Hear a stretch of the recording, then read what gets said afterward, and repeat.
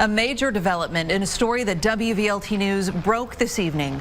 One person is now confirmed dead. 3 others have been rescued after a helicopter crash in the Tennessee River in the Sequoia Hills neighborhood. The crash happened around 7:45 tonight. The search for that missing passenger is now over.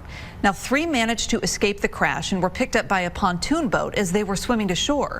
Justin, witnesses tell you that the helicopter that crashed was often seen in the area, did not belong to military, law enforcement, or UT Medical. This is Ryan Meyer's home. The second that he found out that his family was safe, do you know what he did? He ran right across the street to help his neighbor who was in need, a woman trapped under this home. As if you had to walk away from this family, trying your hardest, but not being successful. How did you feel in those moments? I know these people will. It's horrible. He walked away with so much grief and so much guilt, even though he did everything that he could. And for so many here, it really is personal because they all know each other in some way or another. A few minutes after Ryan and I talked, I looked over at the home where the woman died, and I saw a family member there. And I went over and spoke with her, and she said it was her cousin who had passed away. And we promised that we weren't going to share the name. She wasn't sure if every family member knew the news yet. But she said that the victim had at least a few moments to communicate with family before she passed away. To either get a text message or a phone call out to her mother, stating it's not looking good, I love you. You have to wonder, how does somebody survive something like this? Well, the short answer to that is, Carlin, you weren't here last night. Carlin said he had a bad feeling and you went to a different home. You walk back this morning and you see what daylight brings and you say to yourself, what? I didn't know what to say. I just was numb. I just thought everything, lost everything. So I didn't know what to say. It just, I don't know. What? I'm still numb right now. What saved your life? What was that feeling that told you to leave before this hit? Well, I really believe God was telling me, go, go, go. All right, we're going to get back to that bizarre story that we broke last night. An off-duty Knox County deputy reported seeing a tiger near the Forks of the River Industrial Park. Massive search has been underway since.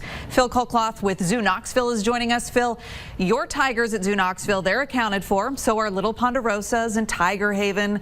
So my first question to you, what are the chances that somebody maybe saw a bobcat and mistook that for a tiger, especially at night? Is that possible?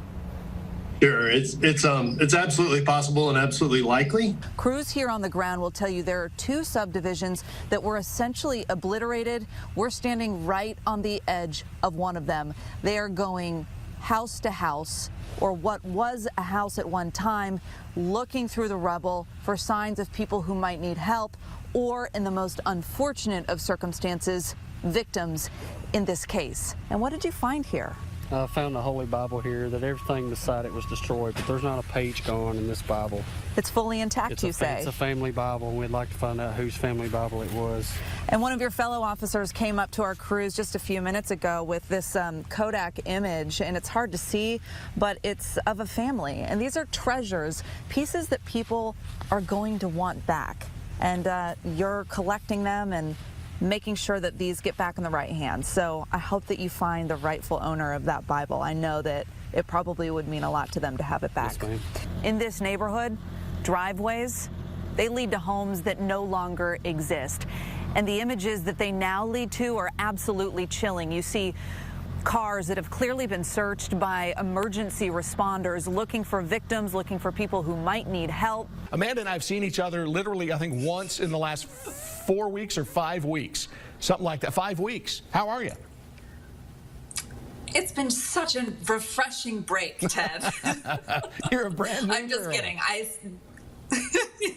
I miss you, and it's been really weird not being in the same studio or sitting next to each other for weeks on end now, but here we are in my living room by all of my dishes. What time is it? You got a lot of, none of these clocks have batteries in them, and they're mostly barometers. So. Oh, they're barometers? Okay, never mind. Is that why my knees hurt so bad today? It's those barometric pressure issues. All of them, yes. All of them. Okay. Joke's on us, Ted. So I'm going to go ahead and shred the air guitar a little bit with the late, great Eddie Van Halen. Have him play Eruption for us so we'll all enjoy it together. Why don't you want to shred on television? A little air guitar. Not bad. That's it. That's all. I'm glad you quit there. I'll stick to football. Thanks, Zach. Thanks, Zach. All right, Zach, talking about that rain out there. Those peacocks. Do you have your favorite animal noise you want to do for the zoo? You know, my lizards just kind of hissed at me. They sound more like cats, so. So what was that like?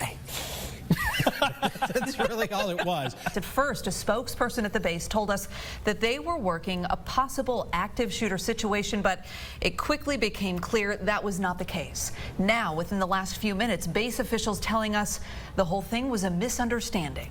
This breaking story continues this afternoon. We're going to start with Ashley Boley live at the base. Ashley, a spokesperson just telling us that after a full sweep of the base and after re-interviewing some witnesses, it looks like the situation was simply misinterpreted. You've covered some of the biggest natural disasters, not just in the country, but around the world. Hurricane Maria, one of the most significant topics of your reporting. You've seen some really bad stuff, and you've seen the way that people react to these tragedies. Is there anything unique or special in the way that Tennesseans have reacted to this tornado? There was a resilience that seemed to bond them together, which was inspiring to me. Within the last couple days, we've learned a lot about particular changes that are going to happen within Knoxville. The mayor pledging that, yes, body cameras will go on every single officer. She's got a plan that she hopes to put forth by July. And then just today, the Knoxville Police Department has organized its own committee to review its use of force policy. And then within the last 30 minutes, Gwen, we've learned from the Knox County schools that they have formed a minority advisory committee to look at issues of race as well. So we're seeing all arms of the county and the city really take note of these protests that continue. This is what we're learning in this news conference. Kind of good news, or a silver lining, I guess. The death toll has not risen, and we were bracing ourselves for bad news because they kept lowering the number of people who were missing. So we were worried about that. President Trump has said this week, earlier in the week, that he's going to challenge the results regardless of the outcome. What do you think the likelihood is that the president would actually follow through with that? We're continuing our coverage of this deadly tornado. I just want to take a minute and show you what I believe may be one of the hardest hit areas in Putnam County. I'm going to flip the camera here so you can take a look at this.